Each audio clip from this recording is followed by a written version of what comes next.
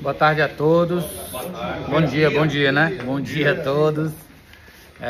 Me chamo Leudo. Estamos aqui para fazer mais uma reunião e vamos começar com a nossa oração.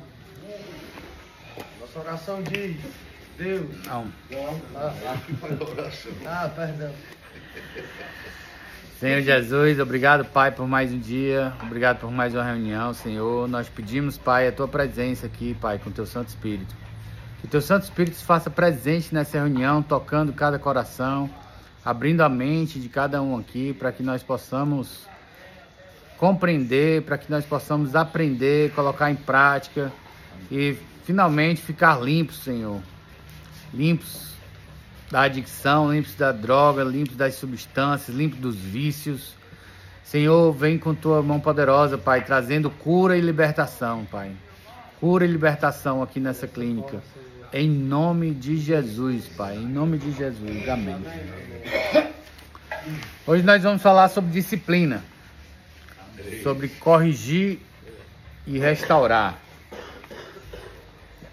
Vou ler esse texto rapidinho. E depois a gente vai abrir para... Aí eu vou falar uns 5 minutinhos e a gente vai abrir para a gente poder cada um colocar a sua consideração. Corrigir e restaurar. Como toda criança, meu filho pequeno gosta de fazer tudo no tempo dele, sem ligar para os nossos horários. Enquanto tiver fôlego e vontade, brinca, pula, corre, desenha, assiste seus desenhos e ouve suas músicas. Quando o direcionamento para algo diferente do que ele deseja, é muito comum que fique bravo e chore. Mas ele não tem escolha. Ele precisa saber que há hora para tudo e é necessário firmeza da parte dos pais para gerar disciplina nos pequenos, nas crianças. A falta da disciplina produz adolescentes e adultos que não sabem lidar com negativas, frustrações e fracassos, e tornam-se um grande problema para a sociedade. Como crianças, os filhos de Deus muitas vezes insistem em fazer o que bem entendem, em detrimento da boa e sábia vontade do Pai. Mas a desobediência traz a disciplina do Senhor.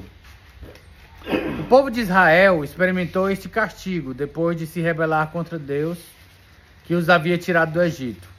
Imagino o que sentiam os profetas que receberam a missão de anunciar punições por causa desse pecado. Sofriam muitas vezes em silêncio, por verem seus irmãos insistirem no erro. E ainda mais quando seus alertas não surtiam efeitos nos corações endurecidos. A disciplina mostrava-se inevitável, mas ainda assim levava-os a lamentar o desastre que destruía o sonho de santidade, prosperidade e de paz. Maravilhoso, porém, é que logo em seguida Deus dá ao profeta a promessa da restauração. O Senhor não castiga sem motivo. Ao contrário, a disciplina é a prova do seu amor.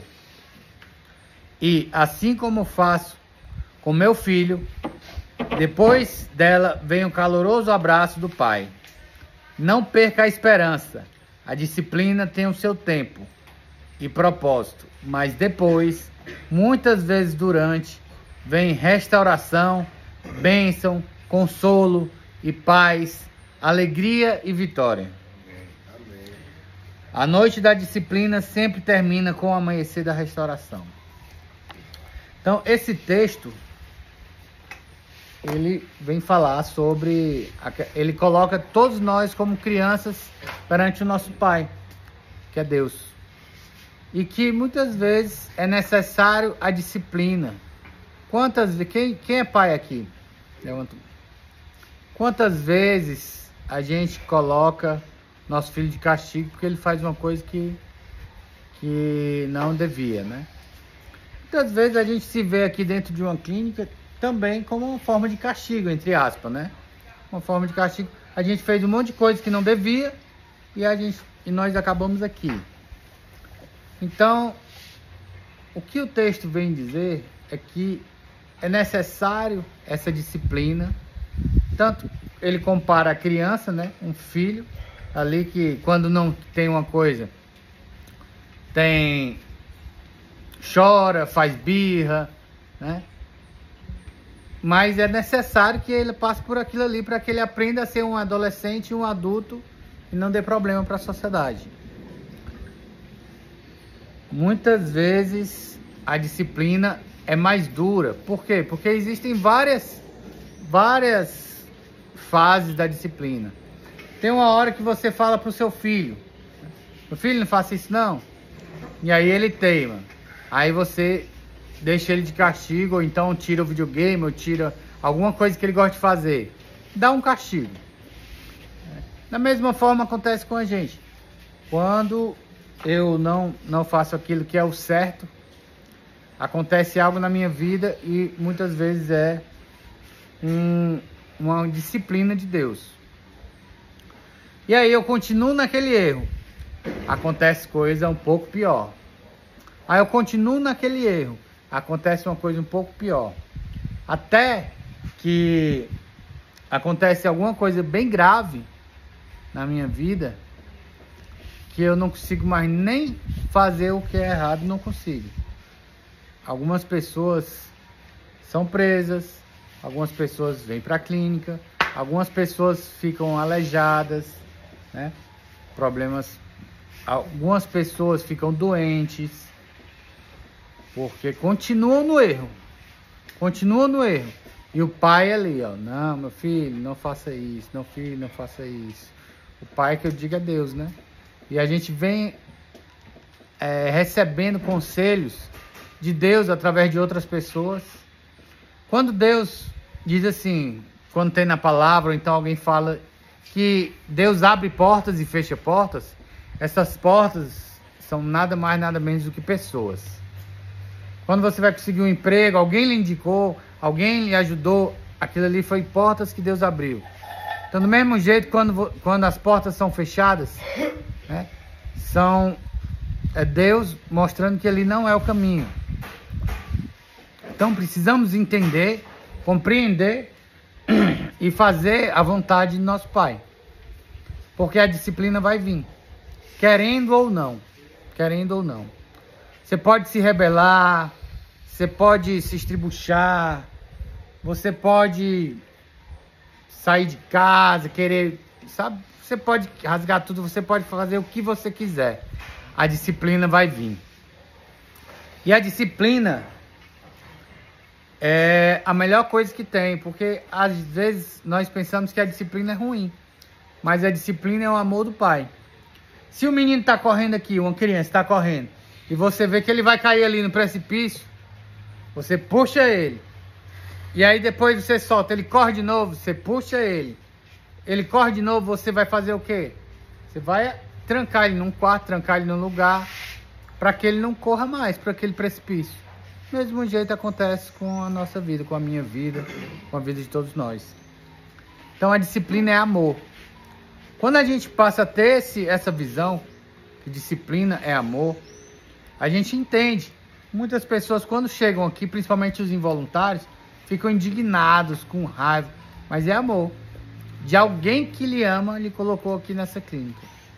Alguém que te ama, te colocou aqui. Porque você estava igual essa criança, correndo para o precipício. Temos que colocar na nossa mente, de uma vez por todas, que precisamos fazer diferente. Não adianta continuar fazendo do mesmo jeito. Não adianta. Muitos aqui fumam, né? Algumas coisas vão acontecer ao longo da sua trajetória que vai fazer com que você pare de fumar. Né? Algumas vezes é alguém dando um conselho, aí você continua fumando. Outras vezes você tem umas tosses, você continua fumando. Outras vezes a pessoa vem e te aconselha de novo, você continua fumando. E aí tem uma hora que você tem uma doença no pulmão, mas aí você continua fumando. E aí você tem um câncer. Então, a disciplina ela vem aos poucos.